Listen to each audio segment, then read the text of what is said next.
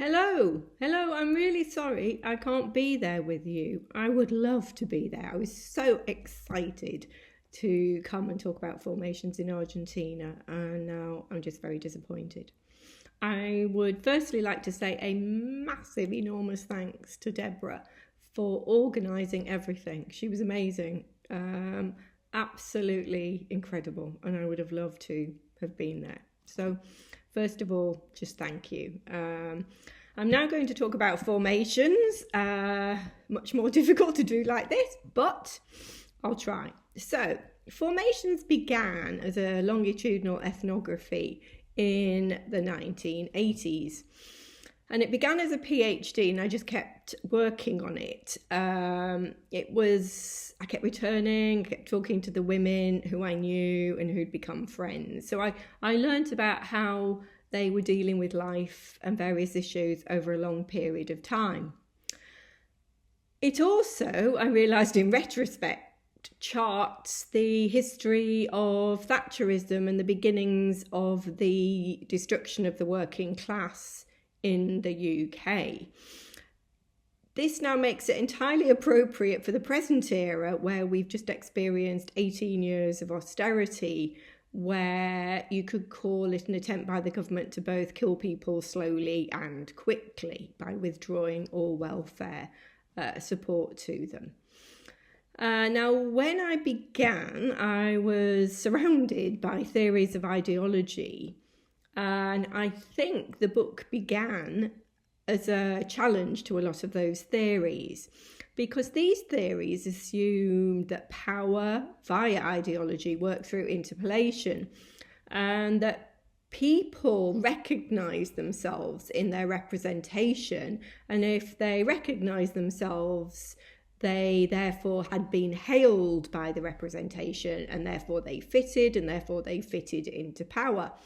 Well, I just wasn't really sure about this as a theory, because I'd grown up working class with a great deal of challenges to the representations of what the working class was supposed to be. We were supposed to be dangerous, contagious, violent, excessive, fecund, and in particular stupid.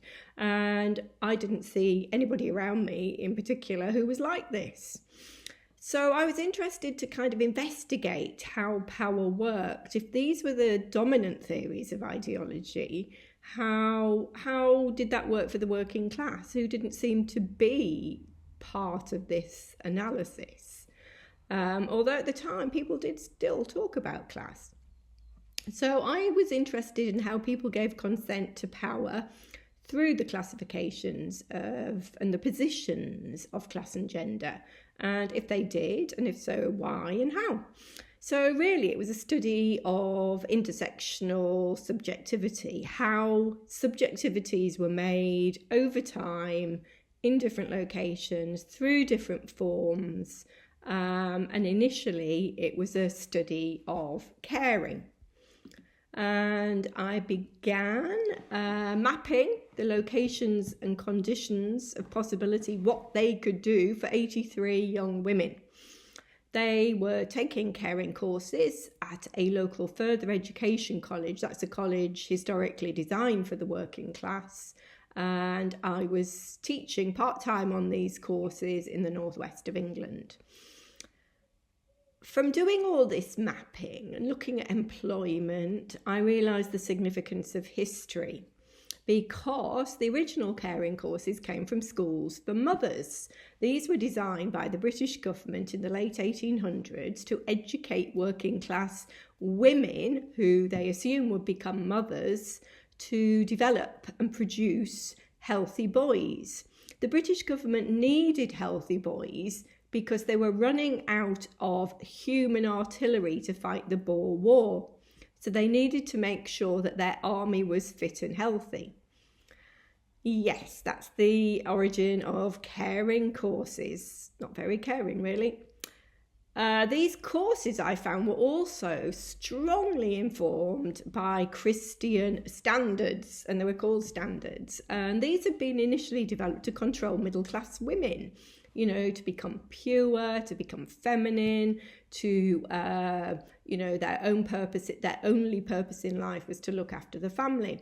And these were standards, inverted comma, entirely inappropriate for working class women who always worked. Working class women literally worked. And you can see things like the introduction of the Factory Acts to protect women because they worked and worked and worked. So the idea that they could wear white as a sign of purity was hilarious. Well, it wasn't hilarious, it was just absolutely shocking.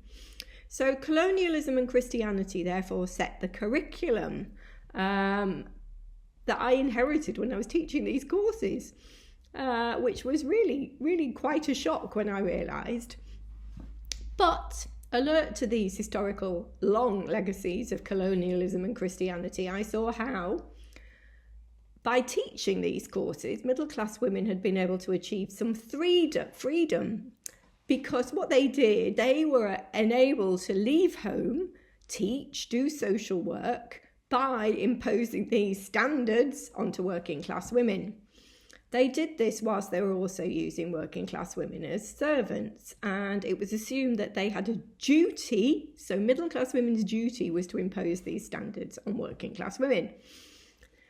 Also, within this history, working class women had long been divided by the categories of respectable, deserving and redeemable. It's a really powerful division within the working class and across classes, and it remains today.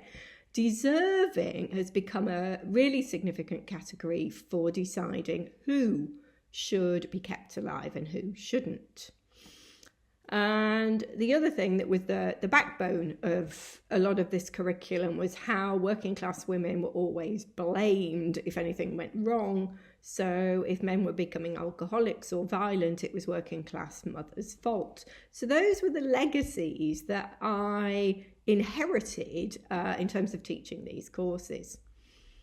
So thinking about which issues are important when talking about the research itself, I would argue really, really strongly, and I would insist on this, that it is important and impossible to understand class without understanding the dynamics between the classes. This is a theory of relational class based on exploitation. So this is not a theory of stratification. This is not about measuring people in classes. This is not about understanding how they consume differently. This is a study of the dynamic between classes. And I found it was these encounters that really made visible how the attribution of value worked between different groups. It was encounters with middle-class women, particularly teachers and social workers and health workers, that the women felt most judged, pathologized as if they had an innate problem, put down, degraded and devalued. And it was in the encounter where they experienced daily contempt and derision. And this had been going on for most of their lives, and they had experienced it through their family, with their parents, their brothers and sisters, all being subject to this form of degradation through encounter. So this is why I really stress the dynamic of the relationship.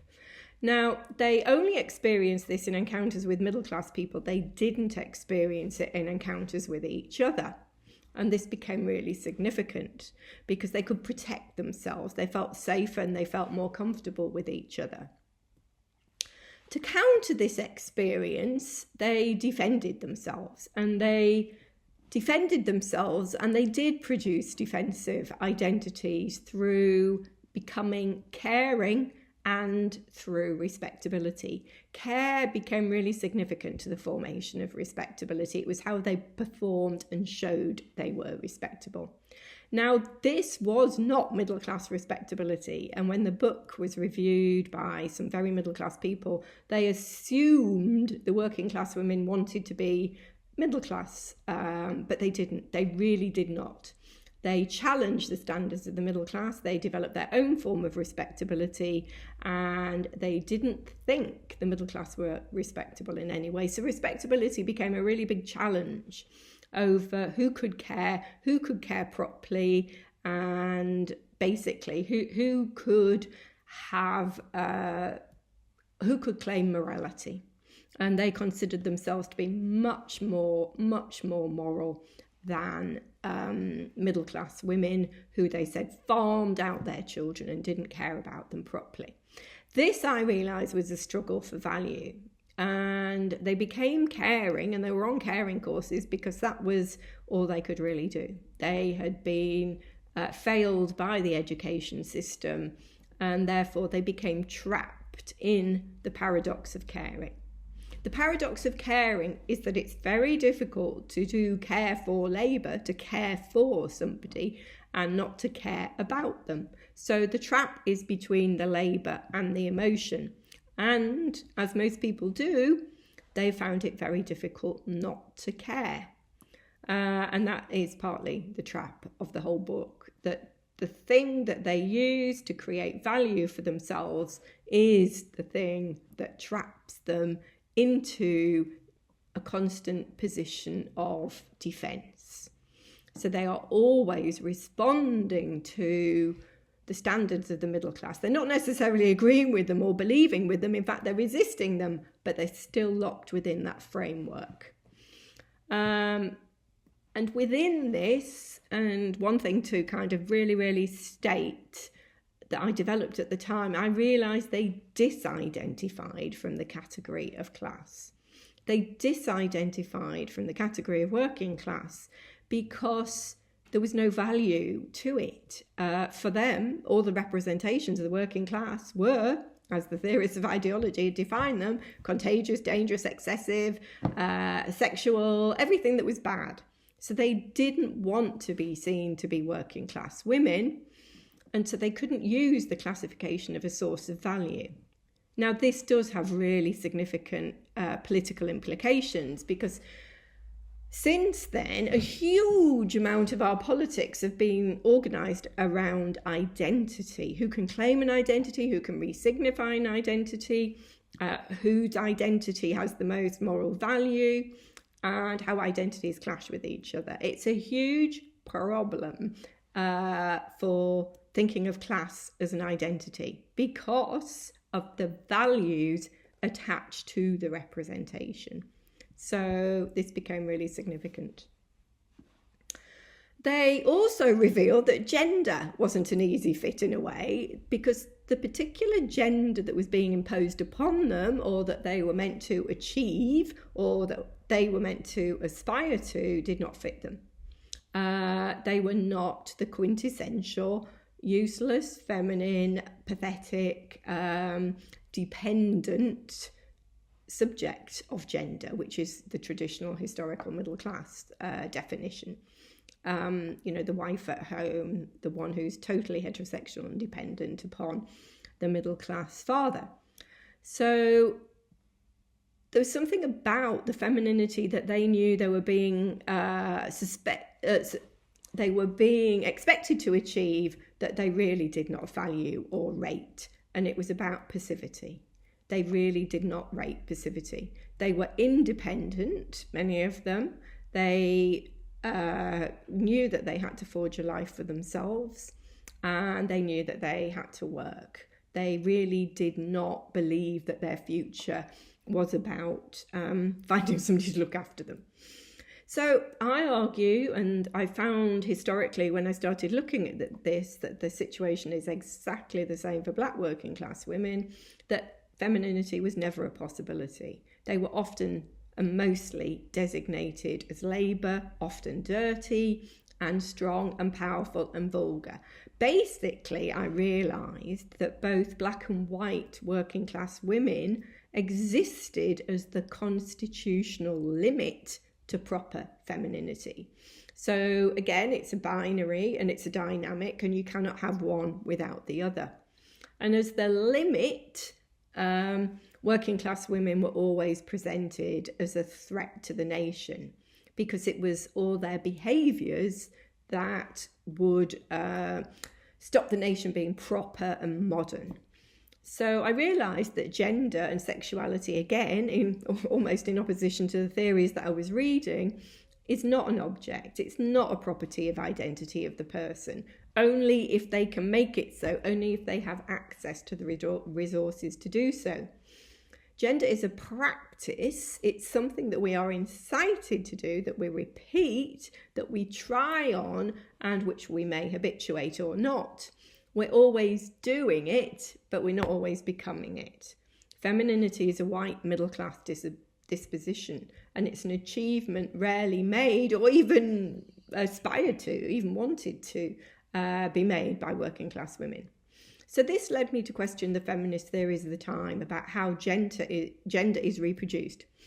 It was not produced through direct socialisation, which were the theories of the time, or through interpolation, which were the ideological theories, or even always unconsciously, which some would argue is performativity. Instead, when they did perform femininity, it was very, very conscious. It was very about taking an evaluation of the encounters in which they were likely to be. And it was always with ambivalence. So it depended on where they were, what they were doing, excuse me, and how. And this is why I'd argue ethnography is really important, because it showed how this very different lived experience occurred and how it really wasn't straightforward, or how you couldn't theorise the experience of working class women from a bourgeois perspective, which is what the majority of theories at the time were.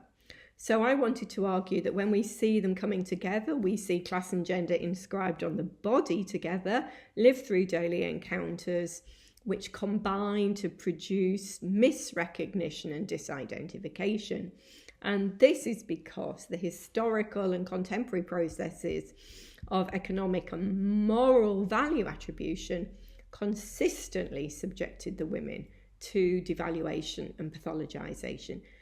If you haven't experienced this, you have to imagine that every time you go out into public, you could be and are most likely to be subject to devaluation and pathologization. So that's why people start containing the spaces they enter and learning not to go into places where they are going to be always degraded. And the resistance comes in very different forms, and that's in the book. So to stress, identity politics was not a possibility for them. How could they forge an identity through positions that were subject to constant negative judgments that are institutionalised, the education, the media, and later on social policy? The other thing in this very short introduction really is their response to feminism. So the women were really confused about what feminism was. They did like the popularising of individual aspects of feminism. They loved adverts about freedom and driving away from things. They loved car adverts. But it spoke to a very, very different life that they could lead. And it didn't speak to the collectivity and the relationality that they were much, much more part of. So, excuse me, I'll have a sip of tea because I am in the UK. We've got to remember this was the 1980s and Margaret Thatcher was taking on all the trade unions. Again, in retrospect, we know this was planned. There were reports about how to do this. And so this all culminated when I was doing the research in the 1984 miners' strike, where the working class, after being starved back to work, were effectively destroyed. It was the government took on the most powerful trade union and literally had plans in place to work out how to break them. And they did. Everything was thrown at them, and they did literally starve in the end. And so the women of the research were very, very supportive of the miners. They knew what this meant. They didn't know it in traditional political terms, but they did know that these were people who really, really needed support and were like them. who, if they met in an encounter, would be like them, not judging them. So they did embody some forms of feminism: collectivity, relationality, supporting each other, caring each other. And they did understand bits of feminism in their relationships. But they really thought feminism as a movement was actually for posh women. And they could never work me out because I was a teacher. But they didn't realise, they didn't think I was posh, but because I was a teacher, I must have been. So we had some really interesting discussions about this. But later on, when I went back about I was there for 3 years, I went back after 6 years, and then I went back after 10 years and 11 years. And by then, they had been going through lots of really difficult things. And feminism did start kind of really explaining things to them, particularly about domestic violence, particularly about homelessness, abortion, sexual harassment. So they did learn, or they did begin to use feminism, but not in a collective movement. So I think that's interesting about how does feminism work? And I think it was working. I think they had different histories of feminism.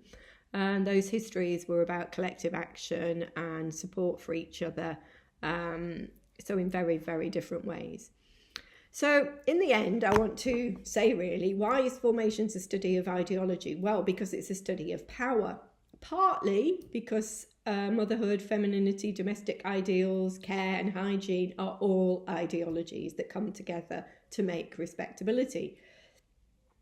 Partly because respectability and the standards that were developed in the interests of another group to consolidate their power and authority. Ultimately, these standards were kind of imposed by men to keep women, middle-class women, under control through Christianity, through religion, through the state. But the middle-class women took them on and developed them as their own. So, the standards of what hygiene would be, or manners. So even to forge one's own way within respectability, I'd argue, is both defensive, but also to be trapped by the frame, but not completely trapped, and that's very important. They had all sorts of ways of living with each other, working with each other, which were about their own respectability, which were about getting value from caring, which were about generating their own standards, their own morality and their own value. And because the other standards, the middle class standards are put into effect through class relationships and institutions, they are subject to them a lot. And respectability is so powerful because it's necessary for education, it's necessary for employment, it's necessary for all sorts of behaviour that women do that are judged. So when the women were in environments where they were likely to encounter the middle class, they had to be defensive and they had to prepare for the negative judgment. So it's almost as if they were in a situation of being prepared to defend all the time. It's like having an identity based upon being embattled. And it made me realise why I found it difficult to inhabit lots of different spaces, but also why and how hard it is to live that as an identity. And so I want to argue that power works for these intersectional struggles for value. And I wanted to push representation beyond just simply a representation that people interpolate to or accept or fit or give consent to. I want to argue that these are all about fundamental struggles for value. It took me a while to work out that's what I was doing, but yeah, that's ethnography for you. So they used respectability to defend against devaluation, but this ends up working at the level of intimate subjectivity. And this is about how power works through the body, how it works through inscription. They made themselves, but not in the conditions of their own choosing, instead in the conditions of devaluation. And because they make these investments in respectability and their own values and morality over time, that traps them, I'd argue, because it becomes much harder to invest because they keep investing in having value, and that value traps them. They also, I think one of the big traps, and this is absolutely central to women and working class women in particular, they gain value by taking responsibility. And then it becomes much more difficult to divest of responsibility. For instance, it's very difficult to be an irresponsible carer. They also gain pleasure, love and respect from the intimate practices associated with the performance of care. And they learn to feel shame and guilt if they don't care. And, you know, what we do know about motherhood is that it can be very, very competitive. And it's a whole institution in itself of value. So I want to argue that the traps are gendered, but they're structured through class. And importantly, they are structured because of the impossibility of a lack of alternatives. So when people talk about the conditions of possibility, I want to say, let's think about conditions of impossibility. So that's it really. Now just say, when we think about why I'd want to argue that study, which, you know, took a huge amount of time, huge amount of thinking really, how did I explain all this stuff I was experiencing, but how it provided me with foundations to move off, to study other things and develop ideas. So the ideas in formations have been developed since through different research projects. I did a study of sexuality in space, which focused much more on the significance between property and propriety. And because we used a lot of legal research, feminist legal research is fantastic. Because of that, we could see how, again, respectability was really, really crucial to making claims on the state. But again, only some groups could do that. So again, the limits of identity politics. Then I did a study of reality TV, and my goodness, the intensity of degradation and devaluation has massively increased. And in the UK, reality TV is a genre dedicated to the humiliation of working class women. And this humiliation is the cause of entertainment. It is the way in which profit is made. So it's the most explicit form of visual entertainment that, it's just extraordinary. It's about making profit from humiliation, played out on national TV, in which standards are imposed that women cannot match, and this is played out in spectacular form, often as a form of humour at their expense. So in this analysis, I was even more angry, and I just couldn't believe it. And that's when I really kind of worked through a fully articulated theory of ideology based on misrecognition and value, and seeing value as the key hinge in all these debates. I also did a study of government attempts, and this was New Labour, which followed on from Thatcherism, government attempts to control the behaviour of the working class generally. And this is when we move from how representations in the media were transported into government social policy and imposed upon people. So it's almost like the circle squared. It all comes together. We've got media, we've got education, we've got law, and now we've got social policy developed by the government explicitly. It's the first time it had been so explicit. And then oddly, I did a study on Facebook, and it was really about how people are tracked through software. And it was a radical study because I'd never done anything like this before. But then I realised that foundations that developed from formations was really significant, because there was a huge difficulty, ambivalence, defensiveness about how people perform their identity online by those who knew they would be subject to contempt. One of the funny things that emerged in this research was that how the working class are very, very cautious about how they presented themselves and what they said. But the middle class weren't, and they almost kind of gave themselves away much more. So that was just a tangent. Anyway, to finish, because I'm sure you're fed up now, I just want to say thank you. I think my foundations were so strong and so well developed and could be used and still inform me in the future, and will hopefully if I have one. I want to say I was able to do this because of fabulous feminists. I was located in Lancaster, where I am now, and we were developing women's studies in the UK, and it was a phenomenal time. We were all young, energetic and politically engaged. We came from really radical disciplines, but we shared one interest, and that was feminism. And we came at it in really different ways. You'll know quite a lot of the people who were involved in that development.